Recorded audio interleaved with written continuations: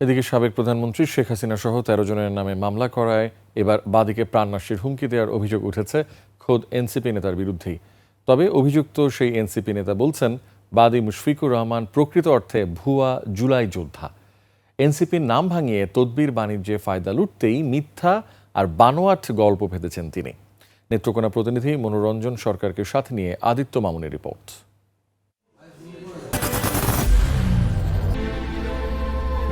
I am Ox. রাজধানীর crime reporters ইউনিটিতে এই সংবাদ সম্মেলন, যেখানে দেখা যায় এনসিপি নেতা দাবি করা এক ব্যক্তি অভিযোগ তুলছেন আর এক এনসিপি নেতার বিরুদ্ধে। আমাদের নাহিদের নাম পরিচয় দিয়ে 2024 সালে বৈষম্য বিরোধী আন্দোলনে আহত হবার দাবি করেন এই মুশফিকুর রহমান। একে একে মামলা করেন সাবেক প্রধানমন্ত্রী শেখ হাসিনা, ওবায়দুল কাদের, সালমান এফ রহমান, আনিসুল হক, আসাদুজ্জামান খান সহ ১৩ জনের নামে। এর মধ্যে নেত্রকোনার বর্তমান ডিসি বনানী বিশ্বাসের নামও আছে।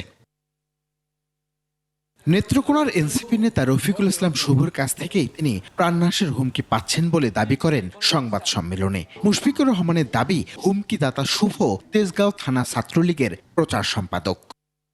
সে হলো রফিকুল ইসলাম শুভ। সে বিভিন্ন সমন্বয়কের পরিচয় দিয়ে যাতে শেখ হাসিনার মামলা ফেস না করতে পারি, সেই মামলাকে প্রতিহত করার জন্যই ভয়ভীতি হুমকি থাকে। শেখ মুজিব সাহেবের মেয়ের সাথে এই যে ছবি উঠাইছে, এই যে তার ছবি, এগুলা উঠে সে এখন হলো সমন্বয়কের পরিচয় দিয়ে সে তদবির বাণিজ্য করতেছে। সমস্ত কাজ করবে সে তদবির বাণিজ্য করে। তার বিরুদ্ধে হাজারো রিপোর্ট আছে, যে রিপোর্টে এই বাংলাদেশ জাতীয় নাগরিক পার্টির ক্ষতি হচ্ছে। অথচ বৈষম্য বিরোধী আন্দোলনের ঠিক 7 মাস আগে দ্বাদশ জাতীয় সংসদ নির্বাচনে মুশফিকুর রহমান জাসদের হয়ে মশাল প্রতীকের নির্বাচনে লড়ে জামানত হারিয়েছেন। আন্দোলন চলাকালে তিনি ছাত্রদের বিরুদ্ধে অবস্থানও নিয়েছিলেন।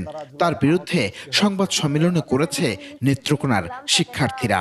ওনাকে আমি কেন প্রাণনাশের হুমকি দিতে যাব? আমাদের নেত্রকোনা ছাত্র জনতার পক্ষ থেকে একটা আবেদন দিয়েছিলাম যে ওনাকে জুলাই যোদ্ধা হত থেকে লিস্ট থেকে ওনাকে বাদ দিতে, কারণ কোনোভাবেই উনি নেত্রকোনার আন্দোলনের সঙ্গে যুক্ত ছিল না। এমনকি মামলার 13 নম্বর আসামি বনানী বিশ্বাসের কাছে নেত্রকোনার খালিয়াজুরির জলমহাল ও বালু মহালের ইজারা চেয়েছিলেন অবৈধ উপায়ে।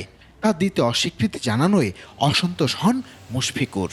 আমি জেলা প্রশাসক হিসেবে আমি এখানে জনগণের সেবা করতে এসেছি, আমি হুমকি দেবো কেন? মুশফিকুর রহমানের বিরুদ্ধে নেত্রকোনা জেলার জাতীয় নাগরিক পার্টির প্রধান সমন্বয়কারী রফিকুল ইসলাম শুভ একটি অভিযোগ দায়ের করেছে জেলা প্রশাসকের কাছে।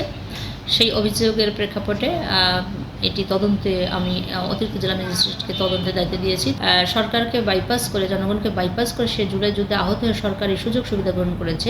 সংশ্লিষ্টরা বলছেন, লোভ আর স্বার্থের কারণেই এমন ঘটনা অহরহ। আদিত্য মামুন, 21 টেলিভিশন, ঢাকা।